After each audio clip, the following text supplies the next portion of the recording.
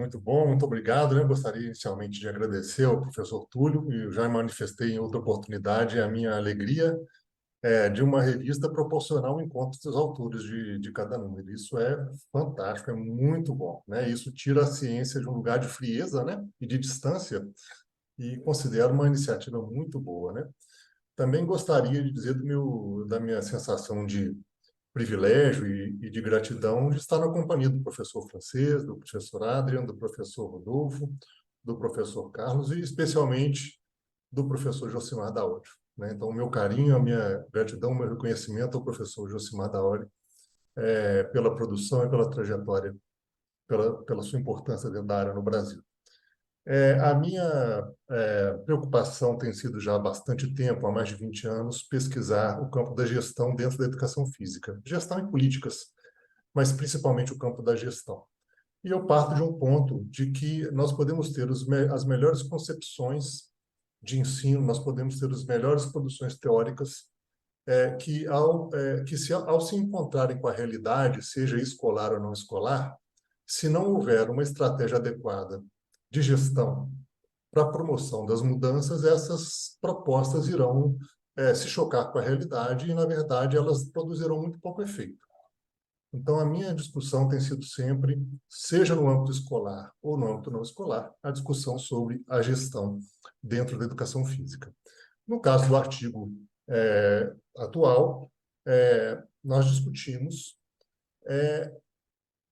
partindo de um pressuposto que é se nós igualarmos ou se nós isolarmos o treinamento das equipes de futebol. Então, vamos partir da ideia, da hipótese de que todas as equipes têm um treinamento de alta qualidade.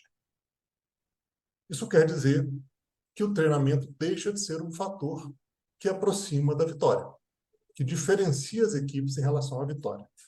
Então, nós resolvemos perguntar aos treinadores, entendendo os treinadores como gestores de suas equipes, quais seriam os fatores que, afora o treinamento, aproximariam da vitória, as suas equipes da vitória.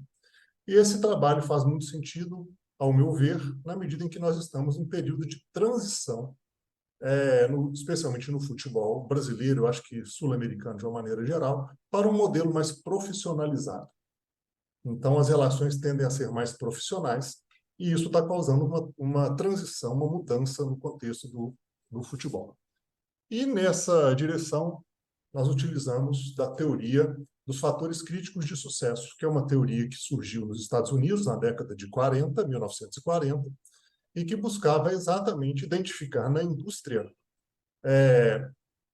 a partir dos gestores de cada setor de uma indústria, o que seria prioritário, o que deveria ser gerenciado prioritariamente, a fim de que os resultados melhores fossem alcançados, na medida em que não é possível priorizar tudo ao mesmo tempo.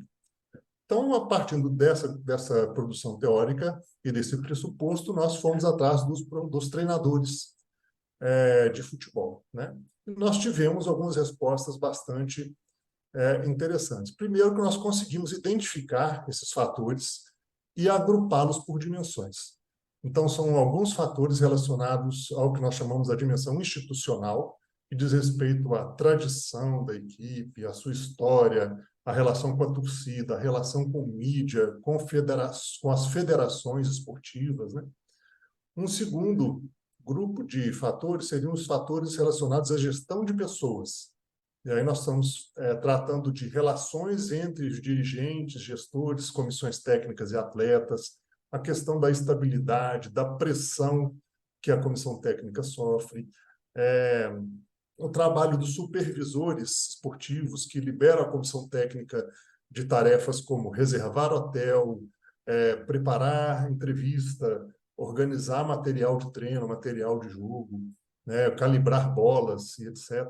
Então, são vários fatores relacionados à gestão de pessoas, alguns fatores relacionados à infraestrutura, à qualidade da infraestrutura de jogo e de treino, à logística e a dimensão econômica, que diz respeito especialmente ao cumprimento daquilo que foi acertado em contrato entre as diferentes partes que compõem uma equipe esportiva, né?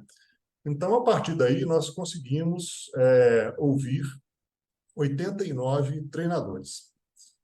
Não foi uma tarefa fácil. Nós fizemos contato com a Confederação Brasileira de Futebol, não tivemos resposta. Fizemos contato com todas as federações estaduais de futebol do Brasil, não tivemos resposta.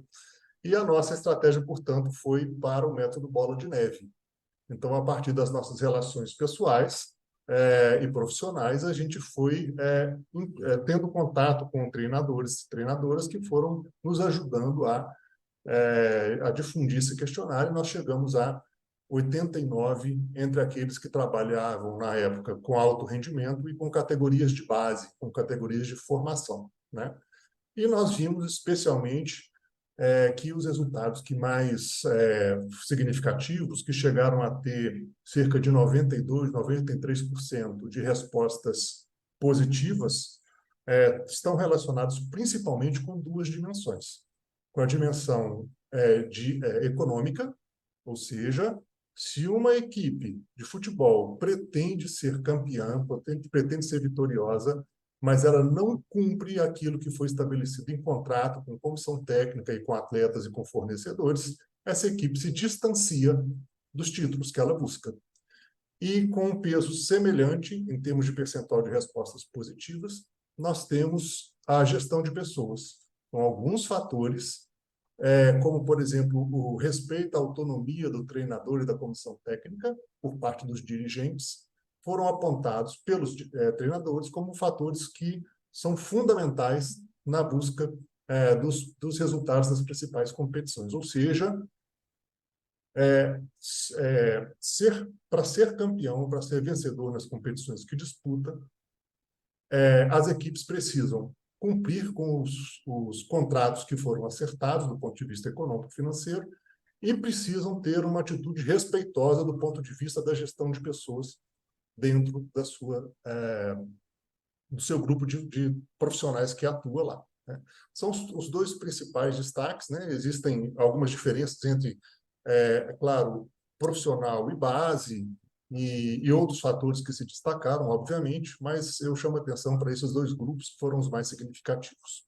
É isso, eu agradeço mais uma vez a atenção e me coloco à disposição, professor Túlio. Muito obrigado.